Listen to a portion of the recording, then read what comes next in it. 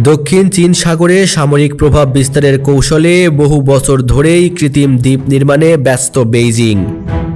তবে সম্প্রতি চীনের একটি বিশেষ ভাসমান দ্বীপ নিয়ে আন্তর্জাতিক মহলে নতুন আলোচনা জন্ম দিয়েছে। কারণ চীনা প্রকৌশলীরা দাবি করছেন এই বিশাল ভাসমান সামরিক প্ল্যাটফর্ম এমনভাবে তৈরি করা হচ্ছে যা পারমাণবিক বিস্ফোরণের আঘাতেও ধ্বংস হবে না।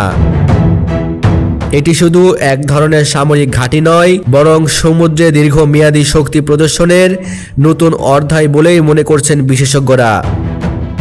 চীনের প্রতিরক্ষা গবেষণা প্রতিষ্ঠানগুলোর সহযোগিতায় তৈরি এই ভাসমান দ্বীপটি উচ্চ ক্ষমতার টাইটানিয়াম ইস্পাত মিশ্রণে গঠিত।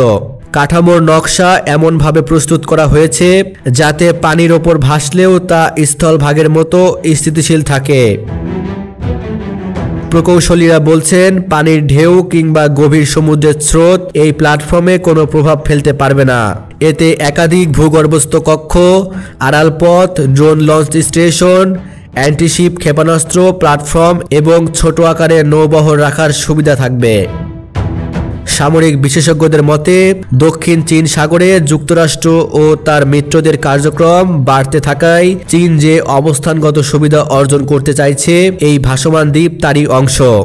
স্থলভিত্তিক সামরিক ঘাঁটির চেয়ে এগুলো দ্রুত সরানো যায় এবং প্রতিপক্ষের আক্রমণ থেকে বাঁচতে ব্যয় কম লাগে। সবচেয়ে বিতর্কিত বিষয় হলো এর পারমাণবিক টলারেন্স, অর্থাৎ প্রচণ্ড চাপ, তাপ ও বিস্ফোরক সহ্য করতে সক্ষম হওয়ায় এটি বেইজিংকে কৌশলগত শক্তির নতুন স্তরে তুলে দিচ্ছে বলে মনে করা হচ্ছে। এদিকে যুক্তরাষ্ট্র, জাপান এবং ফিলিপাইন সহ আঞ্চলিক দেশগুলো বিষয়টিকে উদ্বেগের চোখে দেখছে। আঞ্চলিক শক্তিগুলো এই নতুন বাস্তবতায় কিভাবে নিজ নিজ কৌশল পুনর্গঠন করে।